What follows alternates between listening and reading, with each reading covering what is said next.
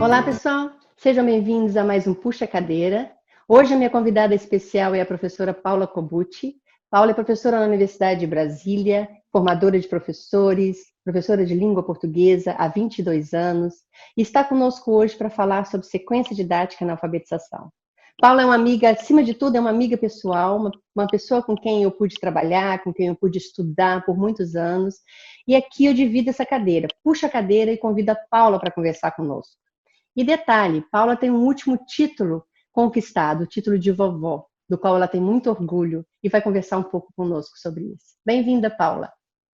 Oi, Kátia, que alegria estar aqui com você nesse bate-papo sobre um tema que é da minha do meu máximo interesse, da máxima importância para todo professor, especialmente para os professores de língua portuguesa, que é o tema aqui da nossa conversa hoje. E realmente estou amando ser vovó, é uma alegria enorme. Que bom compartilhar também essa alegria com você, que é minha amiga, e com outras amigas e amigos que vão nos assistir. Uhum. Que bom. Então, Paula, conta um pouco para nós como é trabalhar com a sequência didática na formação de professores, especialmente professores da alfabetização, que vão lidar com a tarefa tão importante, tão magna na educação, que é ensinar as crianças a lerem e a escreverem. Como é isso? Como é oferecer a sequência didática como um instrumento, como uma metodologia especial para essa fase de ensino de leitura e escrita? Kátia, com certeza, o trabalho planejado a partir de sequências didáticas é um trabalho muito mais consistente.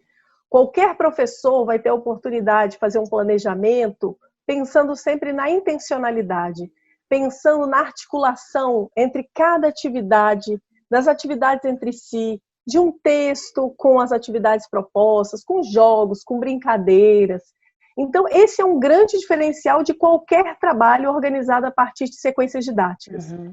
Mas, especialmente num trabalho organizado com sequências didáticas de alfabetização ou de ensino de língua materna para os anos iniciais, com certeza eu acho que dá um grande diferencial.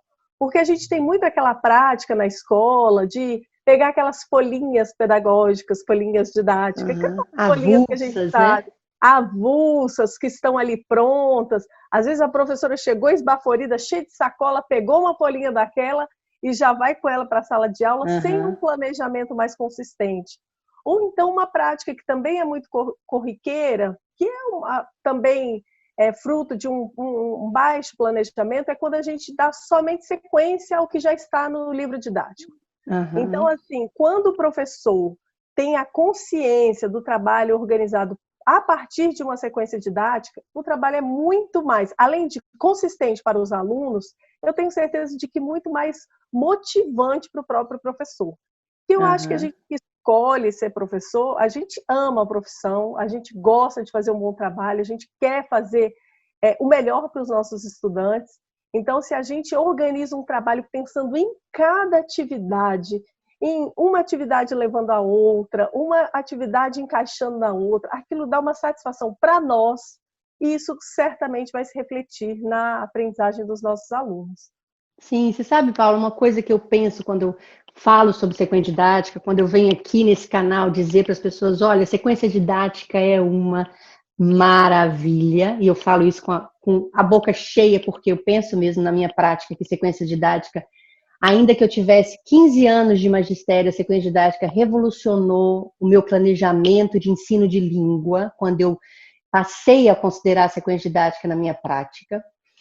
Eu penso que quando o professor trabalha com sequência didática, especialmente para a língua, porque a gente pode trabalhar sequência didática para diferentes componentes curriculares, mas quando a gente fala de língua e a gente fala de textos, a primeira coisa que nós, lá no início da nossa formação, nós aprendemos, olha, você precisa dar uma aula contextualizada, você precisa trazer o texto para a sua aula, né? Lá nos idos dos anos 80, 90, nós ainda tínhamos a ideia de que o texto era a unidade da nossa aula.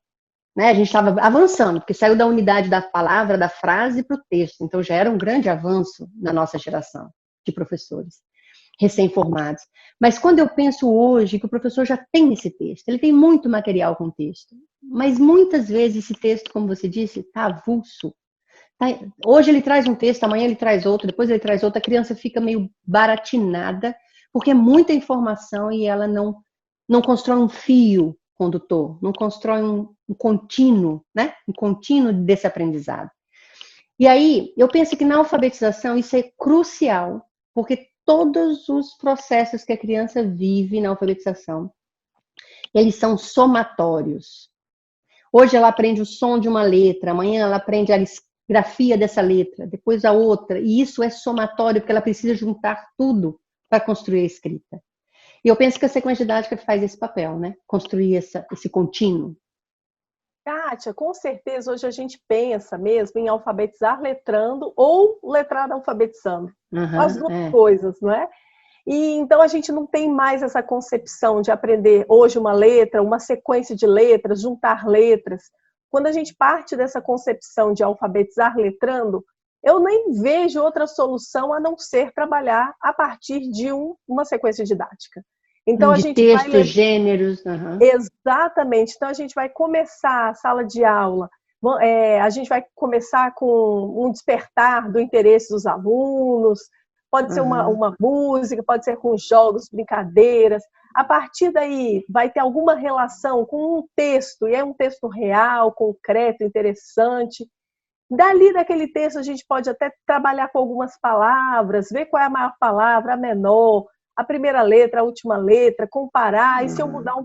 Então, assim, quando a gente pensa nessa perspectiva de alfabetizar letrando, letrar alfabetizando, as coisas realmente têm que caminhar todas juntas.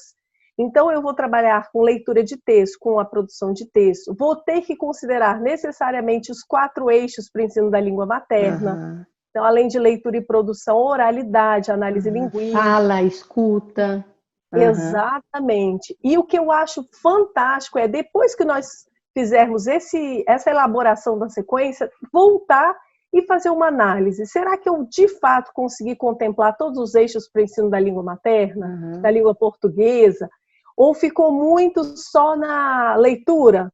Ou ficou muito só na produção de textos? Ou só na análise linguística, que é uma prática muito corriqueira? Uma outra questão que eu acho muito interessante é quando nós construímos a sequência didática, depois voltar também e fazer aquele balanço de, por exemplo, as propostas de leitura que eu estou levando para a sala de aula estão contemplando diversos níveis de leitura, ou só naquele nível de leitura objetiva, aquelas informações que estão escritas. Identificação, né? Isso, sim, quando eu converso sobre sequência didática, eu disse isso quando a gente teve o último puxa-cadeira na conversa com a Cida, como é importante o professor ter atenção a essa gradação da complexidade do texto, que é onde você vai ter as garantias de que seu aluno está avançando nas suas competências de uso da linguagem, nas suas competências discursivas, como ele avança à medida que você organiza a sua sequência, do menos complexo a um pouquinho mais complexo, e dá para esse aluno esse fôlego, dá para esse aluno esse avanço. Você disse uma coisa muito importante, Paula, que é a perspectiva que nós já temos aí há mais de 2 décadas de alfabetizar letrando, mas que ainda é muito difícil para alguns professores, principalmente em escolas pequenas, em escolas distantes do eixo urbano, em que as discussões são mais calorosas. A gente conhece nesse Brasilzão aí tão grande, professores que demoram muito mais tempo a terem acesso a essas informações, a terem acesso a essas discussões mais elaboradas, né? Então, a gente sabe que, por mais que o professor tenha a sua melhor intenção no processo de ensino, às vezes ele não tem acesso aos melhores recursos. E daí eu penso o quanto é importante a formação do professor na alfabetização, seja aquele que está na universidade começando, seja aquele que está ainda agora nos ouvindo, os colegas que estão aqui nos ouvindo, que são alfabetizadores há muitos anos, quanto é importante a gente estar sempre repensando os nossos princípios, os nossos propósitos, como a gente organiza esse ensino.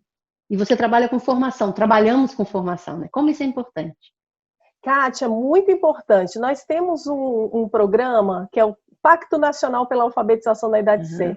São muitos programas bonitos para a formação inicial ou continuada de professores. Mas eu queria, nesse momento, lembrar do PENAI, que é o Pacto.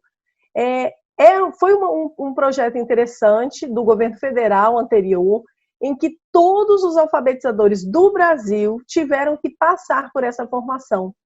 E o PENAIC tinha como pilares algumas questões. Primeira, organização do trabalho pedagógico a partir de sequências didáticas. Okay. Além disso, alfabetizar letrando, que é algo que nós comentamos aqui. Depois, necessariamente, nesse trabalho, construir as sequências didáticas pensando necessariamente nos 4 eixos para ensino de língua materna, então leitura, produção de texto, análise linguística, oralidade. Esses mesmos eixos que os professores hoje podem ter acesso a uma leitura bem proficiente na BNCC. Está bem claro na BNCC como ele precisa preocupar tanto com a escrita, quanto com a leitura, quanto com a fala dessa criança e a escuta. Coisas que há muito pouco tempo atrás, recentemente, a gente não considerava com tanta clareza, ou pelo menos no discurso. Ouvir e falar é tão importante no processo de aquisição da linguagem quanto escrever e ler. Né? Kátia, eu vou só puxar um pouquinho a brasa para minha sardinha e divulgar que aqui, eu sou da Universidade de Brasília, então aqui no Distrito Federal nós temos na Secretaria de Educação o currículo em movimento do Distrito Federal. E ele nos dá excelentes orientações sobre como organizar o trabalho pedagógico. Então, além das sequências didáticas, obviamente, estarem previstas lá, eles falam muito sobre o trabalho com gêneros textuais. Sim. E aí, o professor de língua portuguesa sabe que a gente tem mesmo que trabalhar com essa concepção de gênero textual na sua integralidade, pensando o formato, como é que aquele gênero é composto, a linguagem, organiza, né? Como ele é organizado, quem são os leitores ou quem são os interagentes naquele momento, quem está escrevendo ou quem está falando, com que intenção. Então, quando a gente trabalha com gênero textual, não há como ficarmos num nível superficial de leitura ou naquela prática de produção de texto muito antiga. Infelizmente foi a prática de com a qual nós registro, né? De um registro de texto. texto. Aquela prática de escreva para o professor, né? O aluno escrevia uma redação, aquele famoso criticado Minhas Férias, que era só para o professor ler, o texto não circulava, não tinha um leitor real, além daquele professor que ia só corrigir os erros. Né? Então, quando a gente tem essa concepção de trabalhar com gêneros textuais, a leitura fica em diversos níveis. E isso desde a alfabetização. Porque, às vezes, as pessoas ficam achando que a alfabetização é só trabalhar com palavras, só aprender letras, juntar letras e formar sílabas. Mas nessa concepção de alfabetizar letrando, a gente trabalha com gêneros reais.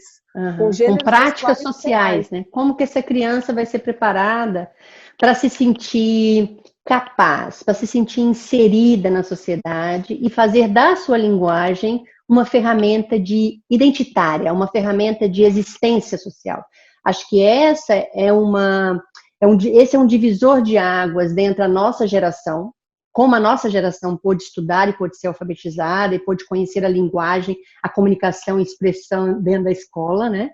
E como que a geração dos nossos filhos, netos, que aí estão chegando, como que essa geração tem a oportunidade de olhar para o mundo dinâmico, contemporâneo, diferente, como essa geração tem a oportunidade, dentro da escola, de perceber que a língua, ela não é um objeto estático no livro didático. A língua é essa dinâmica, é esse veículo dinâmico de existência, é esse veículo dinâmico da sua construção no universo, da sua construção no mundo, né?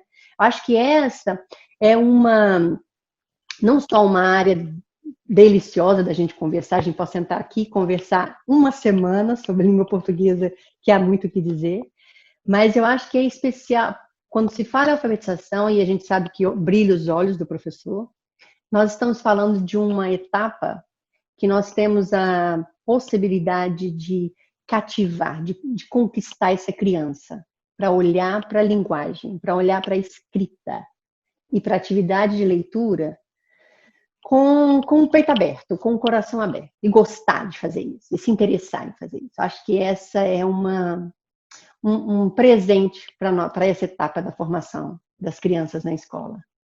Com certeza, Kátia. E o que eu acho que a beleza, pensando nessas práticas sociais, que a sequência didática vai nos proporcionar trabalhar, por exemplo, determinado tema, e aí eu construo todas as minhas atividades a partir daquele tema. Eu posso pensar em uma situação escolar, uma situação que a escola esteja vivendo naquele momento, ou aquela sala de aula, né? Vai chegar um aluno com uma deficiência, qual é a melhor forma de recebê-lo, como adaptar o espaço. Então, eu construo toda uma sequência de atividades a partir de uma situação real vivenciada pelos estudantes e pela professora. Eu posso, então, também pensar em determinado gênero textual. Eu quero trabalhar um convite, mas eu não vou chegar do nada dizendo, hoje nós vamos trabalhar com o gênero textual convite. Não, eu vou começar com a leitura de um livro literário que tem como um tema uma festa, e aí, a partir daquele livro, eu vou conversar com as crianças, se já foram algumas festas, como foi, como ficaram sabendo sobre a festa, receberam um convite, como era esse convite, que informações estavam ali. Enfim, as informações são construídas, e isso é a beleza de uma sequência didática, a partir de atividades que vão se relacionando e se ligando de uma forma bem coerente. Não são atividades que, de repente, vem ali, agora é aula de matemática. Agora brota na aula. Brota. A gente pode e deve, inclusive, trabalhar nos anos iniciais do ensino fundamental, trabalhar com a interdisciplinaridade, trabalhar com diversas disciplinas. Então, é uma aula construída para ser aula de português, mas eu posso trazer elementos da matemática, elementos da história, de ciências, que vão enriquecer muito justamente as práticas sociais, como você estava falando.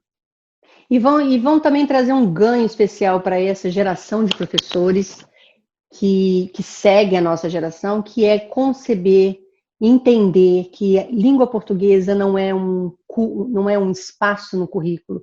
Língua portuguesa é um espaço na formação desse sujeito, para ele conquistar a capacidade, a competência de conhecer diferentes outras áreas. Então, português é muito mais do que um componente curricular. O português na sala de aula, o português no espaço escolar, é o espaço da linguagem. E aí você potencializa as linguagens da criança para que ela, inclusive, se sinta mais competente para aprender outros componentes curriculares. Por isso que é tão multidisciplinar. A possibilidade de você trabalhar de maneira multidisciplinar o espaço da língua portuguesa, desde as séries iniciais, desde a alfabetização até o ensino médio, é um espaço extremamente dinâmico, né? Porque você pode incluir ali informações e gêneros textuais que circulam em diferentes áreas do conhecimento. E uma coisa que você disse logo no início, Paula, que eu achei muito interessante, é quando você fala que o sequência didática permite ao professor aperfeiçoar o seu planejamento, e a ausência dela, quando você tem um baixo planejamento, e essa expressão você usou, achei interessante, você se reduz ao livro didático. Então, o convite que nós fazemos aqui, que eu faço, penso que em seu nome também, aos professores, pense a sequência didática como espaço de enaltecer o seu planejamento, de trazer o seu planejamento para a sua autoria, para a sua participação naquele processo de aprendizagem do aluno. Quando o professor se esconde ou se coloca atrás do livro didático, ele não fica presente na sala, ainda que ele realize as atividades. Mas quando ele se dispõe a organizar uma sequência didática, ele se torna autor daquele processo. E aí eu acho que dá para o professor um outro espaço social, um outro espaço político, social dentro da sala de aula, dentro do contexto escolar. E especialmente quando a gente pensa em comunidades que requerem da gente muito cuidado, muita atenção, muito carinho, comunidades com menor acesso à informação, com maiores dificuldades socioeconômicas, essas comunidades requerem ainda mais. Pensa assim, acima de tudo, elas requerem que o professor olhe para o contexto real, olhe para o contexto social desse aluno. Faça esse aluno entender a sua realidade. Eu penso que a sequência faz isso. Você tocou num ponto fundamental. Quem é o meu aluno? Para quem eu estou construindo aquela sequência didática? Então, assim, se nós pudermos deixar aqui um convite bem prático para o público que nos assiste, né? Nossas colegas professoras, nossos colegas professores, estudantes de graduação, eu gosto muito de fazer o convite de ousem, planejar um trabalho a partir de uma Aham. sequência didática. Então, a gente primeiro tem que saber, como você disse, quem é o meu aluno, Claro. para quem eu estou planejando aquela aula. Depois, qual é o meu tema, ou qual é a situação que eu quero trabalhar, qual é o gênero textual. A partir disso, bem desenvolvido, pensar em qual é o tempo que eu tenho para aquela sequência didática. É uma sequência de 2 aulas, de 1 semana, de 2 semanas, Aham. enfim, a gente vai pensar qual é o tempo que eu Período, tenho, né? o período. Aí, a partir disso, eu gosto muito de organizar em um quadro. Na primeira coluna, eu vou colocar qual é a primeira atividade, aquela que vai cativar os estudantes para se envolverem na proposta que eu estou levando. Aham. Eu vou pensar qual é o objetivo específico daquela atividade. É claro que eu pensei no objetivo geral da sequência didática como um todo, mas agora eu vou pensar no objetivo de cada atividade. Mesmo que seja motivar, integrar, enfim, eu vou pensar em cada atividade em cada objetivo para cada atividade. Ótimo. Numa próxima coluna, eu vou planejar quais são os materiais necessários para essa atividade. Cola, tesoura, canetinha, enfim. Aham. E aí eu vou organizando sequencialmente, penso qual é o eixo da língua materna que está sendo trabalhado com aquela atividade. E ao final da sequência toda construída, eu posso fazer um balanço. Será que eu contemplei, por exemplo, dentro de leitura, a leitura objetiva, a leitura inferencial, a leitura Diferentes crítica, níveis de leitura. Aham. diferentes níveis de leitura? Será que eu contemplei, por exemplo, no processo de produção textual, tem ali um planejamento da produção textual, tem ali um levantamento, a coleta, a produção de informação, tem uma primeira versão, tem a versão de revisão, a visão de formatação, de edição. Porque Aham. às vezes a gente faz vem na cabeça. Às vezes eu estou dirigindo e pensando no que eu vou fazer lá na escola. Essa forma, às vezes uma professora muito experiente até tem muito sucesso, mas eu certamente ao fim do dia ela vai pensar, nossa, eu podia ter feito isso, eu podia ter feito Sim. aquilo. E como eu vou continuar do ponto que eu parei na próxima aula, né? O planejamento sequenciado te permite minimamente, e aí isso é uma coisa importante da gente falar aqui, especialmente para quem não tem experiência com sequência didática, é que a sequência permite você sondar como seu aluno está quando você começa, realizar um período de atividade, seja esse maior ou menor, e ao final você ter maiores condições de perceber como seu aluno chegou até ali. Como seu aluno chegou até ali vai te dizer o que você precisa estabelecer para o próximo planejamento. Porque aí você vai sequenciando e respeitando os processos de aprendizagem das crianças. Ao invés de você só realizar a sequência prevista no livro didático, ou num planejamento prévio, ou num currículo estabelecido pela escola, ao invés de você só realizar mecanicamente, você é capaz de olhar para esse sujeito na sala de aula, como ele está hoje, interferir no processo dele, contribuir com o processo dele e verificar como ele chega ao final do que você se propôs a fazer. Acho que esse é um ganho que dá para o professor esse instrumento de verificação, de retificação do seu trabalho, de reorganização do seu trabalho, não é? Claro, porque a sequência didática, eu gosto muito de dizer, ela deve ser uma trilha e não um trilho. Uhum. Então, ali a gente vai adaptando, vai vendo qual é a realidade, qual é o interesse dos estudantes e fazendo as nossas adaptações, é claro. Sim, sim. Então, Paulo, olha, a conversa foi ótima. Eu poderia ficar aqui com você umas 2 horas, mas eu sei que os nossos ouvintes aqui, as pessoas que acessam o canal, elas também esperam coisas mais rápidas, coisas mais fáceis de assistir nos seus intervalos. Eu te agradeço de coração, a conversa foi excelente. Eu acho que a gente tem muita coisa para continuar conversando. Quem nos assistiu aqui, a Paula tem um blog com os estudantes, construído pelos estudantes da Universidade de Brasília. Nós vamos deixar aqui na descrição do vídeo o acesso ao blog. Você pode acessar, ver alguns exemplos de sequências didáticas voltadas para a alfabetização que os estudantes da Paula construíram. E também fique à vontade para nos mandar perguntas a mim, a Paula. Eu faço questão de respondê-las e de encaminhá-las a Paula, se você desejar uma resposta direta dela. Se você gostou desse vídeo, por favor, clique aqui, dê o seu like. A gente precisa disso para a continuidade desse canal, para a continuidade desse projeto. E dê sua sugestão também. No próximo tema, a gente convida a Paula de novo, continua essa prosa, porque a gente tem muita coisa para trocar e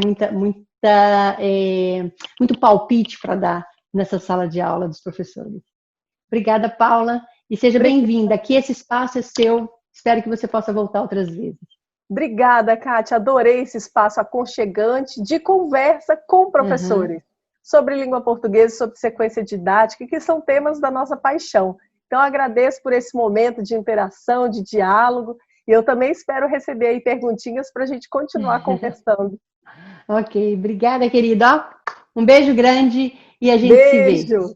Tchau, tchau, Beijo. obrigada. Tchau, tchau.